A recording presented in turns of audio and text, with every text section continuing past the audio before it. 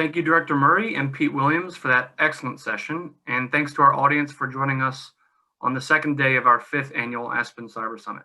I'm David Forsey, the Managing Director of the Aspen Cybersecurity Group, and it's my pleasure to introduce a conversation I'm particularly eager about, and that's the first session on space we have ever featured. Our National Cybersecurity Agenda, which we just released today, includes an important recommendation on designating commercial space as critical infrastructure to help accelerate adoption of basic cybersecurity practices in the space sector. So make sure to check that out through the link on our summit website, aspencybersummit.org. The website also includes the summit agenda and bios for all of our speakers. I also want to thank FireEye, Intel, and Proofpoint for making this week's summit possible and helping us convene such an important set of conversations to help us understand such a complicated year. We would also like to acknowledge Blue Vector, SIGPA NA, and the American Gas Association for their additional support. I'm now pleased to introduce Lindsey Sheppard, a fellow at the International Security Program at CSIS, who will be leading a discussion on the cyber threat landscape in outer space. Lindsey, over to you. Wonderful. Well, thank you so much, David, for the kind introduction. I'm very much looking forward to this discussion. It is so incredibly timely, particularly given your new Aspen report that really calls out, the critical services that depend on timing infrastructure or timing information transmitted by GPS satellites or Earth observation data. We increasingly have internet communications that are transiting orbiting infrastructure. 5G global networks are being built. And this is all really happening at trends where we have new technology democratization, particularly in the civilian space, where we have increased access to and dependence on space. So we have a merging of different silos of national security, civilian, new startups and new entrants into the market, as well as our traditional players in the defense industrial base. So to really unpack all of these different angles and this intersection of space and cybersecurity, I am honored to be joined today by my 3 esteemed colleagues who I see have just revealed themselves to the audience. So I'm going to go kind of in the order as I see them.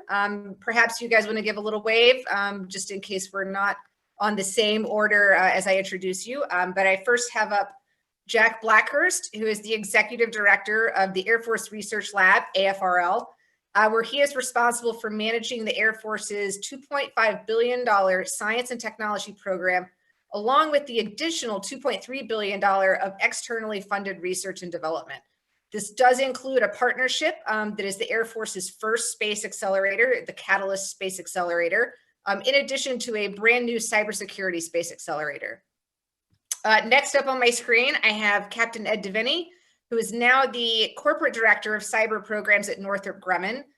Previously, he had retired from the U.S. Navy, where he was notably the commander of the USS Cole from December of 2008 to July of 2010. And then following that, he had tours at the Pentagon and Fort Meade, where he focused on strategic cyber defense and strategic partnerships. And then finally up, I have Erin Miller, who is the Vice President of Operations at Space ISAC, or an Information Sharing and Analysis Center, which is a public-private partnership that is really aimed at closing the information sharing gaps within both the cybersecurity and space communities.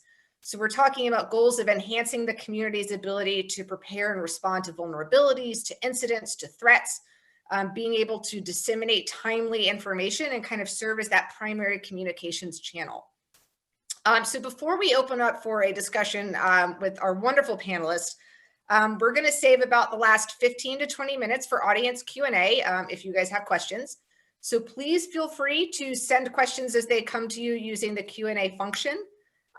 Your name, affiliation, a short question, and please do let me know if you have a question directed at a particular panelist. Otherwise, I will fire at will, and Jack, Erin, and Ed will be at my mercy. So to begin, I'd really like to turn to Erin, because I think you are best poised to answer the question for us, is help us frame up this discussion. So what are the major trends that we're seeing that have brought us together today to discuss this technological, economic, geopolitical, that are really driving this merging of the cybersecurity and space sector? Sure, thanks, Lindsey. And thanks for having me here. I'm really proud to be on this panel, accompanied by one of our founding board members.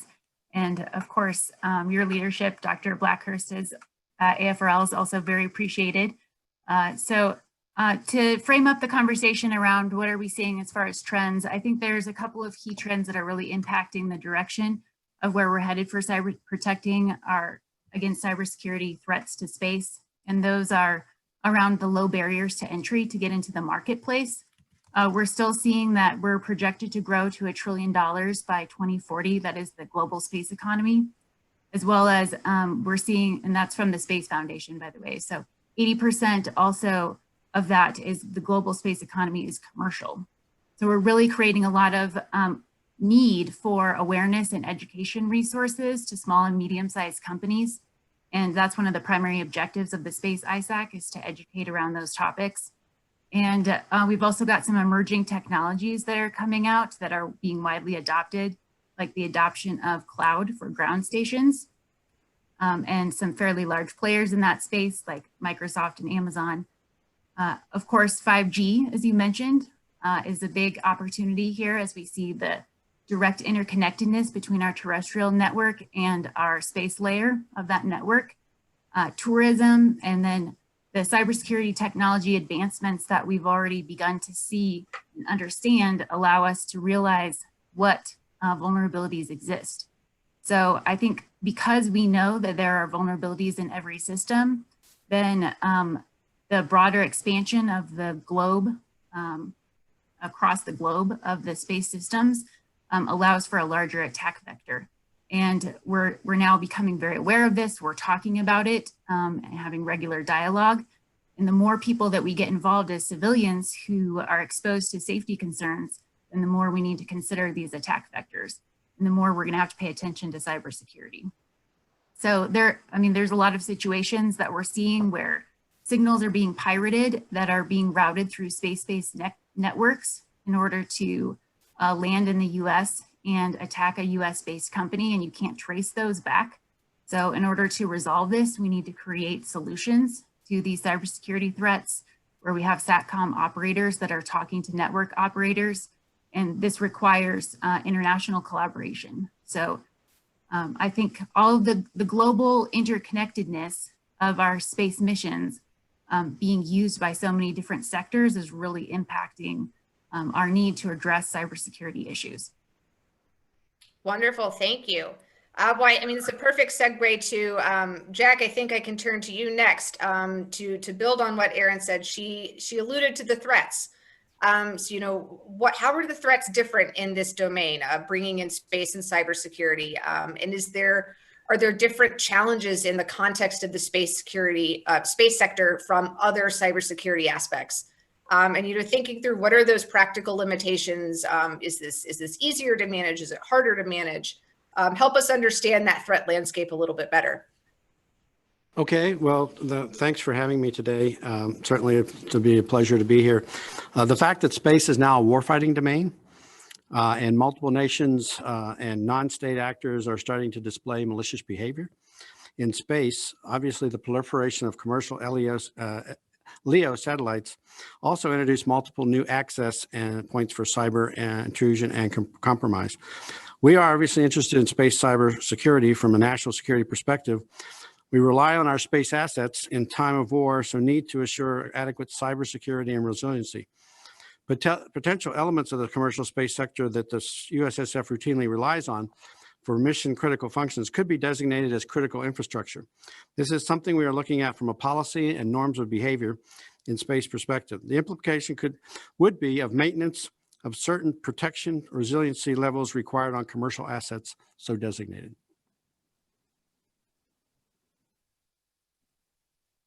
Thank you. Sorry about that. Had a little keyword malfunction here. Well, I think you actually, Jack, teed up a really interesting question that I know the new Aspen report hits on. So Ed, I think I'd like to turn to you now. So you mentioned the possibility of designating commercial space as critical infrastructure. So for our audience, national space is critical infrastructure. And there are now pros and cons and trade-offs that we're having to make as we think through this designation. I know the new Aspen report, and I certainly recommend you guys to read into it, does recommend this designation. So Ed, can you maybe give us a little bit of a primer on commercial space as critical infrastructure. Help us understand those trade-offs that are inherent in that. Certainly, Lindsey, and I'd also like to echo my fellow panelists' comments. Honored to be here, for sure, and it's a great opportunity to address what is a critical problem in our country that we need to all face together. The interesting thing about cyber, just to add a little bit to what Jack said about what's different and unique about cyber with space assets is it's an interesting hybrid architecture. If you think about the assets that are flying around, the satellites that are flying around, many of them are very old, but yet the ground stations can be very modern, up to date technology. So how do you secure a hybrid system that is a myriad of ancient, what way to talk about ancient hardware and up to date software? It's interesting. Some of our young engineers are working on satellites that are older than they are. So it's interesting and it's a difficult problem to address. To your point about having space designated as critical infrastructure, I think we understand as a society the critical reliance that we have upon space-based assets. I think it's to the point where American public, or basically the global public, doesn't really think about how much they get from space, whether it's timing signals, whether it's GPS, whether it's weather data, phones, video. Much of everything that we do is likely bouncing at some point off of some space asset.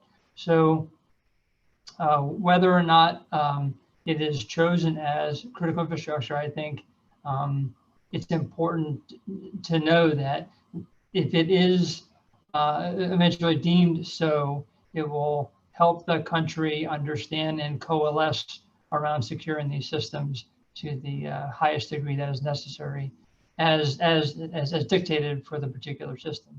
Certainly, every system is going to have a varying level of security that's required based upon its mission need. Wonderful, thank you. And I think, Erin, that gives me, a nice segue to turn to you in your, unique position between both the public and private enterprise. Is, thinking through, what we have all of these new space companies that are coming into the market.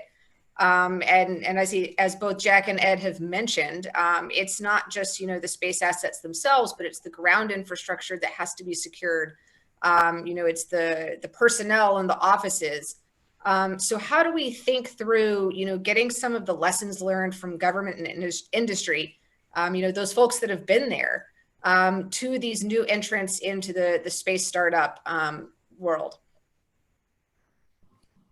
Yeah, I think in 2015, 16, they were already starting to contemplate this. So there's been some great groundwork that's been laid. The S&T Partnership Forum that's chaired by NASA, actually, they conducted a study with MITRE that led to the observation and the report that we needed to break down the public-private sector, the silos that had been created, and start to address how are we going to create regular dialogue and communication between the federal government and the private sector industry, especially those small, medium-sized businesses and the rest of the space sector. And so they declared the need that we stand up a space ISAC for that purpose. So in the space ISAC, a lot of activities that we're going to be doing that will generate applied lessons learned and best practices for the community, our information sharing and our analysts working group, generating notices, incidents of compromise, giving the community access to reports on vulnerabilities, and disseminating the timely information that they need to be able to respond to a situation that might be impacting the community at large, and also that could be impacting their company directly, or a system that they have in particular.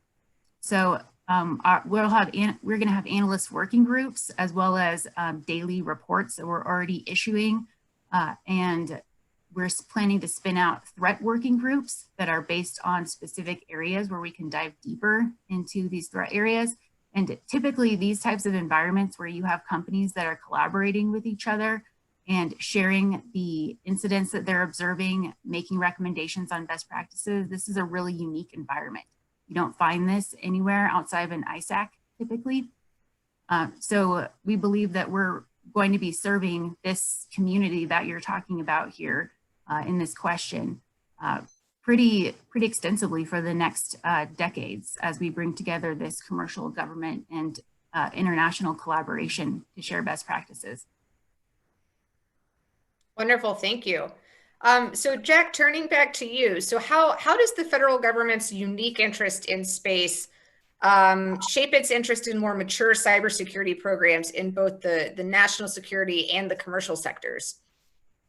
So I would say, so as we move into the more digital environment, and that's a big push within the United States Department of Defense, is to go digital. The need to protect the data while static and in motion is critical. Our adversaries are going to target our digital systems and transport layers to either exfiltrate or alter data.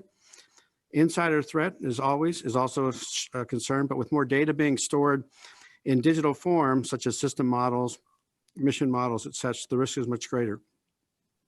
Since the digital transformation relies heavily on commercial applications, we are defining a method to more rapidly assess commercial software for use in our cloud environments, define a security reference architecture, survey multi-level security methods, develop the digital security classification guides, and lastly, coordinates activities across OSD and the services to identify gaps, needs, and barriers relative to existing policies.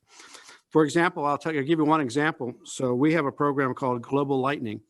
Global Lightning is a series of LEO satellites to be a space internet.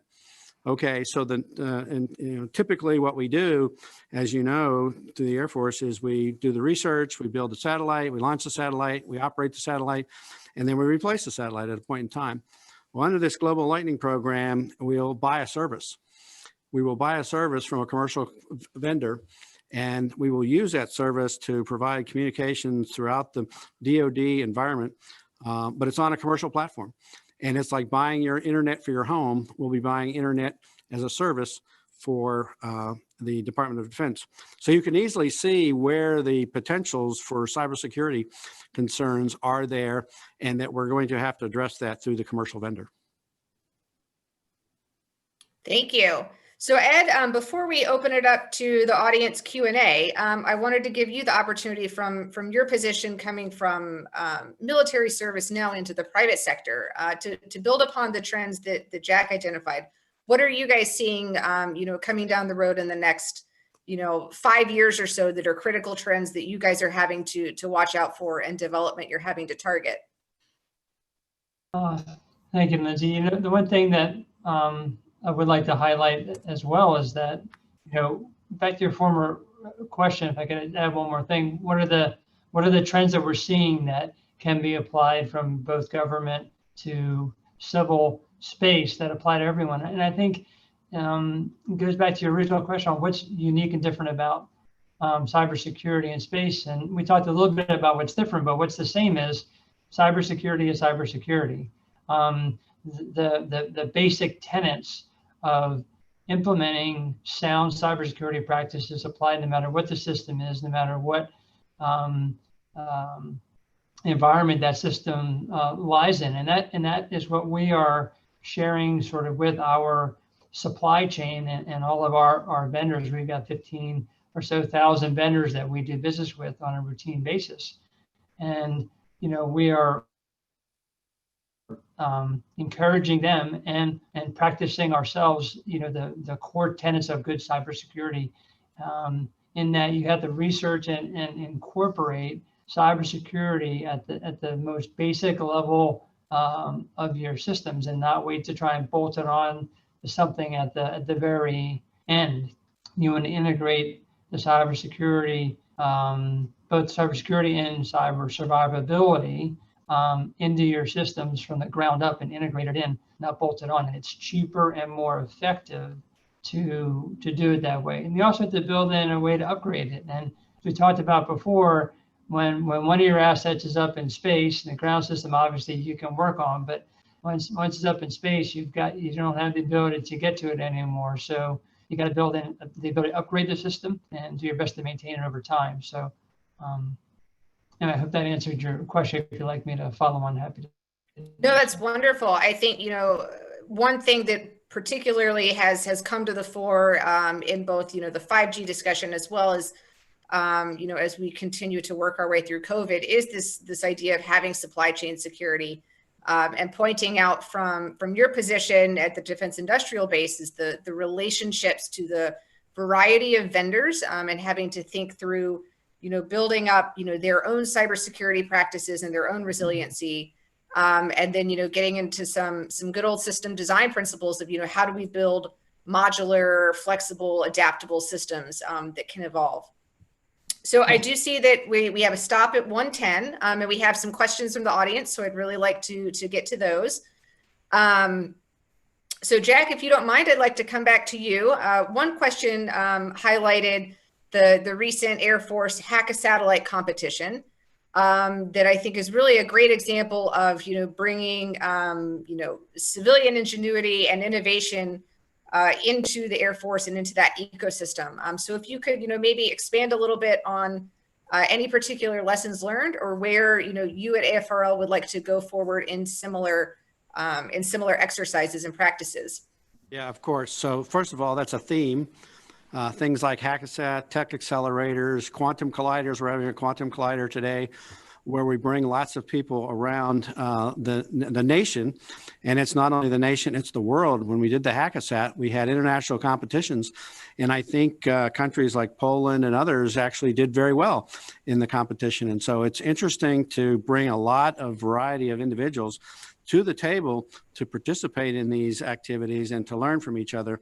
And it's just amazing. I think the fact that, and we have pitch days, and we had our first UK space pitch day this past month or so kind of thing. And so it's not just a domestic or national thing anymore. It's really becoming an international flavor. And we're going to have international partners playing in these events. So I think it's exciting. You're going to see a lot more of that, and you're going to see a lot more of collaboration between countries as well as companies, as well as government agencies playing in these activities. Wonderful. Thank you. I will direct, let's see, the next one to Erin, because she does have her, spanning a variety of fields and a variety of sectors. So if you could help us understand a little bit about from this viewpoint, how do we consider hardware security when we're thinking about space security? Oh, sure. Well, the Space ISAC has taken the approach of defining the threat areas for the Space ISAC in our priority intelligence requirements document. So one of the first activities that we took on actually when we stood up the Space ISAC is to determine that we were an all threats, all hazards organization, which definitely includes hardware and softwares and operations technology. Of course, it includes the entire supply chain, business systems, and most importantly, the space mission itself. So I think that we can't neglect any component of the mission. We have members that represent across a variety of different subsectors. And so all of these elements come to play in almost every facet of what they're doing. So we're looking at companies who are payload designers being part of the Space ISAC, communications companies, launch providers, cloud and data processing. So security runs the whole gamut. You can't really just isolate it as one specific area. And we're taking that approach in the Space ISAC. Wonderful, thank you. I'd like to direct this next one to Ed because it is a topic that you actually kind of briefly mentioned in your answer to the final question. And so the question is the relationship between, hardware and software. So, in the automotive industry, they state as a great example where hardware lags software because of these legacy systems such as ops, design, and manufacturing. And I know you had touched on this previously in your answer about, the fact that we can't just pull a satellite into a garage for a repair. So help us understand, for And maybe if you can do like a quick two-prong approach, how are we addressing this for legacy systems? But then looking forward at new systems, how are we designing this into our systems, with the understanding that, once that system is up in space, I can't just pull it down for repair. Right. Well, that's a good question. Thank you. The one thing that certainly with space-based systems that you want to make sure, no matter whether it's hardware or software, that one, it's survivable and it'll last a long time. And then also we're building in the ability to upgrade and also building in backup systems, because if there's some hardware fault, you want to be able to default back to a second set of hardware. So there's a rigorous process of testing to make sure that everything that flies is good and will be good. But the ability to upgrade the system and to modernize it the best we can is really critical. It's a critical component, and it's a difficult problem, especially in the hardware, as you mentioned. The software, we can load new software, and that's relatively easily done. But that goes back to sort of your core statement about good engineering hygiene practices.